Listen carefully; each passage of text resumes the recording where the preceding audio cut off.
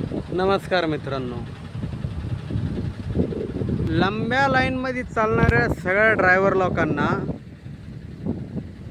कुठल्याही रूटवर जाऊन द्या, जे ते ज्याच्या त्याच्या पद्धतीने ज्याच्या त्याच्या लाईनला चालतं, तर त्यांना एक गोष्ट पाहिजे असते, अशी भली मोठी पार्किंग जिथं गाडी लावायला जागा पाहिजे, जागा चांगली पाहिजे, जागा सेफ पाहिजे, हॉटेलवर वॉचमॅन वगैरे पाहिजे.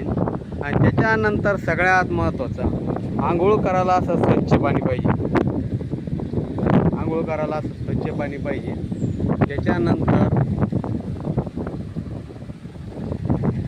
हे तुम्ही हे पाणी पाहू शकता. हे पाणी पहा किती, म्हणजे मी म्हणतो धुळ्यापासून तर नागपूरपर्यंत तुम्ही जेवढ्या हॉटेलवर थांबा तेवढ्या हॉटेलवर आंघोळीची एक नंबर सोय. पण त्याच्या पलीकडं तुम्ही इतर राज्यात जा किंवा दुसऱ्या रूटला जा, जसं की छत्रपती संभाजीनगरहून जर तुम्ही नागपूरला निघले तर समृद्धीने यावं लागतं. समृद्धीला तुम्हाला अशी कुठं सोय नाही. मुळात म्हणजे समृद्धीला थांबायला एवढे भारी स्पॉटच नाही कुठं. आधी हौदाचं पाणी पहा हे, आणि हा जो समोरचा हा रोड दिसतोय हे सुरत कलकत्ता हायवे. आणि मी माझं वैयक्तिक मत तुम्हाला सांगतो मित्रांनो, मला समृद्धीपेक्षा हा रोड काही पटीने जास्त आवडतो. काहून आवडतो? एक तर हा डांबरी रोड आहे, दुसरी गोष्ट म्हणजे या रोडवर तुम्हाला थांबायला इतके स्पॉट आहे, इतके चांगले चांगले हॉटेली आहे, इतके चांगले चांगले स्टेशन आहे का तुम्ही थांबू शकता, मुक्काम करू शकता.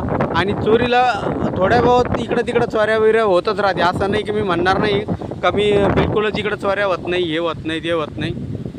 असे काही थोडेफार असे फेमस हॉटेल आहे, जसं की आपलं अकोल्याच्या पाठीमागं कलकत्ता पंजाब हॉटेल आहे. ती काही बऱ्याच वर्षापासून ती फेमस हॉटेल आहे. त्याच्यानंतर तुम्ही अकोला पास केल्यानंतर बी आता हे पंजाबी हॉटेल आहे, हे पण चांगलं फेमस आहे. इथून तुम्ही अमरावती पास करशान त्याच्यानंतर बी चांगलं हॉटेल आहे. म्हणजे सांगायचं काय थोडक्यात, समृद्धीपेक्षा हे खालच्या रोडला जर आपण गाडी अहमदाबादहून नागपूर, रायपूर, ओडिसा, जसं आता मी माझ्या गाडीत तुम्ही बघू शकता की भुवनेश्वरचा माल आहे.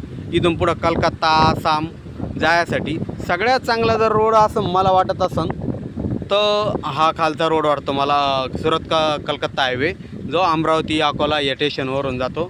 त्याच्यानंतर आंघोळ केल्यानंतर जर अशी सावली भेटली, आता इथं पहा याशी जर सावली भेटली, विचार करा मित्रांनो, इथं पाठीमागं आंघोळ करायची, या हॉटेलवर इकडं पाठीमागे जेवण करायचं, आथरून घ्यायचं आणि येऊन पंगाड झोपून जायचं. एवढ्यात 4-5 सुविधा आम्हाला फक्त ड्रायव्हर लोकाला लांब्या लाईनमध्ये चालणाऱ्या प्रत्येक ड्रायव्हरला अपेक्षित राहते. याच्या पलीकडे काही राहत नाही. तरी तुम्हाला हा व्हिडिओ कसा वाटला मित्रांनो, तुम्ही तुमचं लाईक, शेअर, कमेंटद्वारे सांगू शकता. जर तुम्हाला हा माझे व्हिडिओ आवडत असेल तर माझ्या चॅनलला तुम्ही सबस्क्राईब करू शकता, फेसबुकला फॉलो करू शकता, इंस्टाग्रामवर पण माझे व्हिडिओ येत असतात, त्यांना पण तुम्ही फॉलो करू शकता. भेटूया नंतर दुसऱ्या व्हिडिओमध्ये.